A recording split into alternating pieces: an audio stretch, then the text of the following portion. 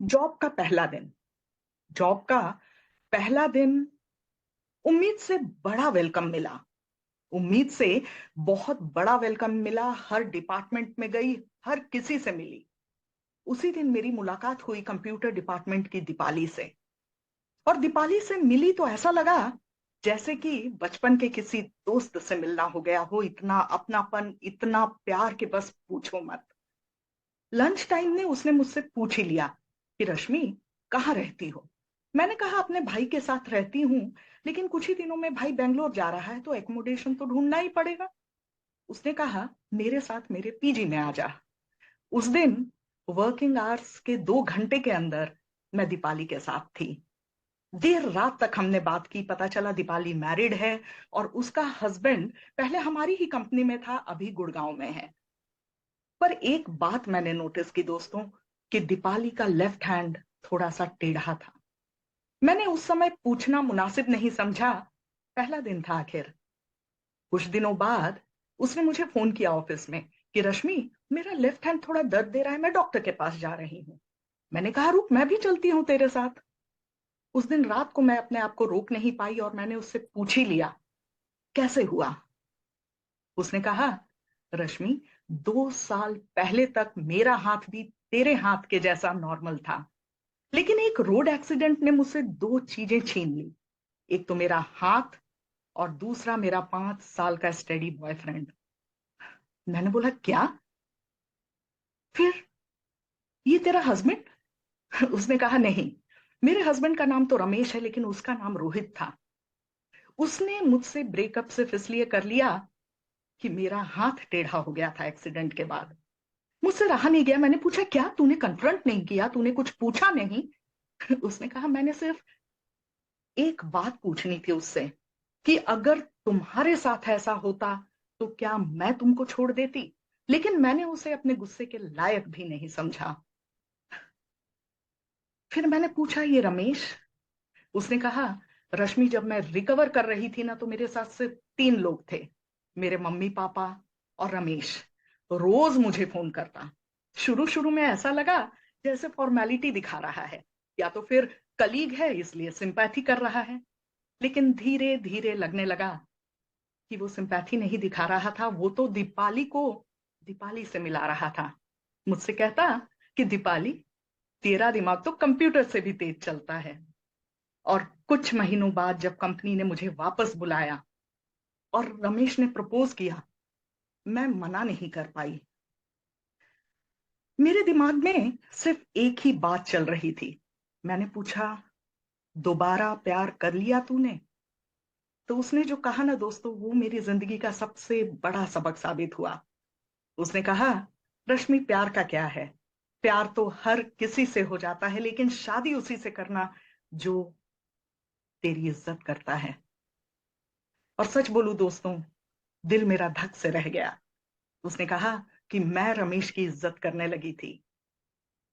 और 3 साल बाद जब वो मेरी शादी में आई, मुझे देखी, मुस्कुराई, मैं भी उसे देखी और मुस्कुराई, जैसे कहने की कोशिश कर रही हूं देख, मैंने तेरी बात याद रखी। आज मैं उस बंदे से शादी कर रही हूँ जिसकी मैं इज्जत करती हूँ, क्योंकि प्यार का क्या है, प्यार तो हो जाता है ना। Thank you.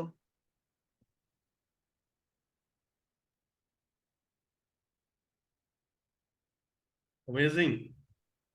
बहुत मजा आया, बहुत अच्छा, बहुत ही अच्छा लगा। Very heart warming story. और since you said you are from theatre background as well, तो सुनाने का जो आपका लहजा था सुन के बहुत मजा आया। मतलब आई आई थिंक आई वाज से लिसनिंग टू रेडियो, जो हवा महल आया करता थे, स्टोरीज आया करती थी ना रेडियो के अंदर, पॉडकास्ट आजकल आते हैं जैसे। तो amazing, you have got amazing voice. और क्या इतना इमोशनल कर दिया आपने सब। So nice. Charu. Rashmi, you can unmute your self, हम लोग म्यूट नहीं करते हैं, कम्युनिकेशन चैनल खुले रहने चाहिए। पीछे एक्चुअली कोई सेलिब्रेशन चल रहा है बगल वाली नो इश्यूज, सोसाइटी हमें में। नहीं आ रही अच्छा। आवाज उसकी, हमें नहीं आ हाँ, रही। फिर ठीक है। चारू। रश्मि जी, आपका कोई पॉडकास्ट चैनल भी है क्या? मुझे और स्टोरीज आपकी सुननी है। मतलब बहुत ही प्यारी स्टोरी, और जिस तरीके से आप सुना रही थी एक्चुअली मेरे सामने वो पूरा सीन चल रहा था कि कैसे हुआ होगा, क्या हुआ होगा। और बहुत मतलब जो भी आपने जो मीनिंग समझाया, that is so true and coming from the real life.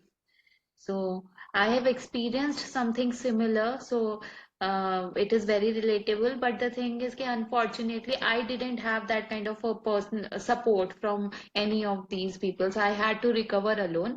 But this is so beautiful. I'm really looking forward to hearing more stories. सबसे मतलब तारीफ वाली बात है वो जो वॉइस का कंट्रोल है ना स्टोरी पे सुनाने, जैसे पोइट्री में होता है, सिंगिंग में होता है, सिमिलरली जो भी ओरेटर जहाँ पे आपको बोलना होता है ना वहां पे voice control is a must. And जो आपका प्रेजेंटेशन था स्टार्टिंग से लेके एंड तक, मतलब बिना किसी चूक के इधर उधर एक सेकंड भी आप कहीं इधर उधर नहीं हुए, आपका वॉइस मॉड्यूलेशन, फ्लो, और सुनने वाले के दिमाग में पूरा picture banana, I think that is the main thing जो आपने बिल्कुल ऑन पॉइंट टच किया, मतलब बिल्कुल डार्ट पे हिट किया. मतलब एक एक चीज रिलेटेबल, स्पेशली आपकी ना स्टार्टिंग बहुत अच्छी थी. मतलब क्योंकि मैं भी एक ऑफिस में वर्क करती हूँ, तो वो जो लाइन थी ना कि आपको फर्स्ट डे पे ही कोई एक ऐसा मिल गया कि आपको लगा कि बस यही है मेरा दोस्त, वो बहुत ही रिलेटेबल था. वो सारी गॉसिप जो हम करते हैं अपने ना किसी लाइकेबल माइंडेड जो हमें दोस्त मिल जाता है ऑफिस कल्चर में, एवरीथिंग वाज वेरी ब्यूटीफुल. और लास्ट में जो सीख मिलती है हमें स्टोरी से, दैट वाज आल्सो वेरी ले लो ब्यूटीफुल. ले तो लो यू ले नेल्ड लो, इट. तुम भी उसी से शादी करना. I'll ले keep लो, that in वो mind. उसी लिए है सबक. Sure, I'll keep that in mind. Mandeep. जी, मैं तो खो गई थी रश्मि की कहानी में. मुझे लग रहा था कि मैं उन कैरेक्टर्स को देख पा रही हूँ. The oration was really very very commendable, very beautiful. और कहानी तो बहुत अच्छी थी ही, इनका सुनाने का तरीका बहुत अच्छा था. और it was like thought provoking एकदम, शुरू से लेके अंत तक. कहीं कोई इन्होंने कहानी से फोकस इनका इधर उधर गया नहीं. नॉर्मली कहानी सुनाते हुए नपे तुले यू नो लफ्जों में रहना मुश्किल हो जाता है. थोड़ा सा फोकस से आउट हो जाते हैं लोग. बट इन्होंने बिल्कुल जितना जरूरी उतना कॉन्टेक्स्ट रखते हुए और पूरा टू द कॉन्टेक्स्ट और टू द पॉइंट जो इन्होंने कहना चाहा बहुत अच्छे तरीके से उसे कह दिया. और बहुत ही अच्छा आपका ये जो ओरेशन है, बहुत बहुत ब्यूटीफुल ओरेशन था. कहानी भी बहुत अच्छी थी, ओरेशन भी बहुत अच्छा था और एंड भी बहुत अच्छा था. और जो एंड में आपने जो लाइन बोली वो गूज़बम्प्स दे गई मुझे कि शादी उससे करना जिसकी तुम इज्जत करो. प्यार तो हो ही जाता है. हो ही जाता है. बहुत अच्छा, बहुत अच्छा. अच्छा, if I may ask Rashmi, since you Mandeep ji ने बताया कि you have chosen very few selected words, इधर उधर डाइवर्ट नहीं हुई. I think it was there on your screen, the story was there on your screen, you were reading through that और नहीं sir, ये तो रट जाता है, मतलब अच्छा ये. अच्छा अच्छा, और okay, it's not there on your screen. No no no you were not reading. No. Oh god, और सर ब्यूटीफुल. होता क्या है कि जैसे थिएटर का एक फायदा ये होता था हम लोगों को कि मोबाइल लेके और पेपर लेकर पढ़ने की आदत चली जाती थी. और रही प्रोनाउंसिएशन की भी बात, तो मैं शायद इतनी पक्की पहले नहीं थी. हिंदी से तो प्यार है, हिंदी उर्दू से तो प्यार है, क्योंकि मैं खुद ऐसे प्रदेश से आ रही हूँ जहाँ हिंदी स्पीकिंग लोग हैं. लेकिन ये है कि जो मेरा प्रोनाउंसिएशन था वो इतना अच्छा नहीं था. तो लेकिन ट्रेनिंग इतनी अच्छी देते हैं वहां पे, भले ही वहां पैसे कम हैं, लेकिन ट्रेनिंग बहुत अच्छी मिलती है थिएटर में. और बस वही है, उसी का कमाल है सर. ट्रेनिंग जरूरी है थोड़ा, ओके. नहीं तो नहीं होता है. मुझे याद है सर कि जर्रा जर्रा को मैंने जर्रा जर्रा बोल दिया था, तो 30 दिन तक मुझे वही चीज रिपीट करना था. जब भी मैं जाती थी अपने क्या बोलते रिहर्सल्स के लिए, जिंदगी को जिंदगी बोल दिया था तो सुनना पड़ा था. तो ये सब जो डांट का नतीजा नतीजा है सर. तो जो आप तो ज्यादा जानते होंगे सर, आप लोग आर्मी के हैं, तो आप लोग जितने डिसिप्लिन्ड है उतने ही डिसिप्लिन्ड आर्टिस्ट भी होते हैं. तो वैसा है, और कुछ नहीं. नीलू जी. बहुत अच्छा लगा रश्मि जी, जैसा सबने कहा कि like your style of narration was exceptionally good. Beginning से एंड तक इंटरेस्ट बना रहा हमारा.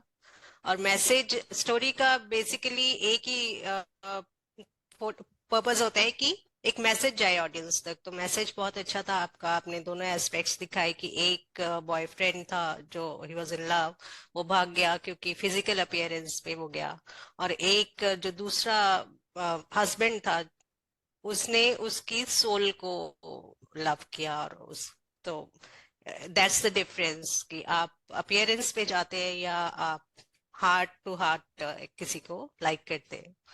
और मैं इट थोड़ा सा वाज ऐड करना चाहूंगी, नीलू जी आपने बिल्कुल सही पकड़ा। क्योंकि सर होता क्या है कि मैं ज्यादातर ना ऐसा बोल देती हूँ कहानियां जिसमें ना जो विमेन ओरिएंटेड रहती हैं, तो लोगों को लगता है कि मैं फेमिनिस्ट हूँ। ऐसा नहीं है। मैं पुरुषों को भी उतना ही तवज्जो देती हूँ जितना कि लेडीज को देती हूँ। तो इसमें दो तरीके के, एक अच्छा पुरुष और एक ऐसा पुरुष भी आपको दिखाया गया है। तो लोगों का अब थोड़ा वो इल्जाम कम हो गए हैं नहीं तो लोग कहते थे कि मैं सिर्फ फेमिनिस्ट हूँ, ऐसा नहीं है। इस मुझे स्टोरी से पुरुष तो भी उनका पसंद है व्यू आई थिंक चेंज हो जाएगा मैम, स्पेशली हाँ स्टोरी के वही। बाद से they could C both sides. Ashutosh. Yes ma'am. मैं तो हमेशा से कहता हूँ कि जिस स्टोरी में हम सामने वाले जो लिसनर्स हैं उनको इमेजिन हो जाए सारी चीजें, तो वो तो बहुत अच्छी होती है। और आप तो वैसे ही प्रोफेशनल हैं।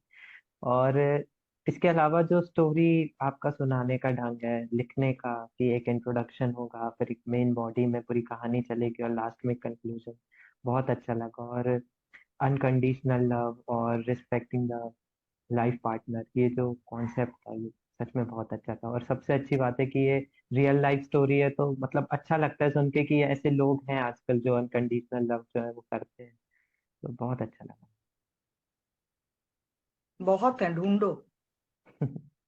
मैम, अगर मैं एक सेंटेंस में अपनी बातें बोलूं तो इट्स लाइक कि you are an amazing story Taylor.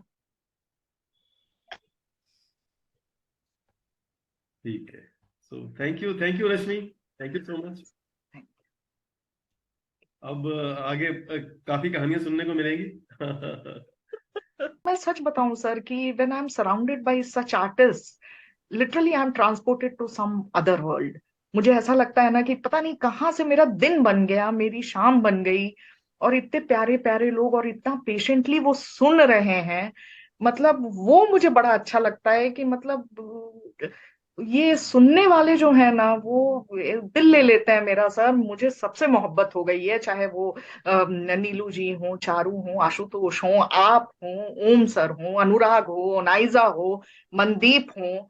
तो क्या I keep rising in love whenever I'm surrounded by artists। तो थैंक यू सो मच। मुझे पता नहीं था कि आप इतने टैलेंटेड लोगों को लेकर आगे जा रहे हैं। मैंने देखे हैं वीडियोस, लेकिन मुझे लगा था कि बहुत बहुत, अब क्या बोलूं सर, क्या बस इतना तो बोल दिया कि मोहब्बत हो गई है आप लोगों से, अब उससे ज्यादा क्या बोलूं। तो बस बहुत खूब।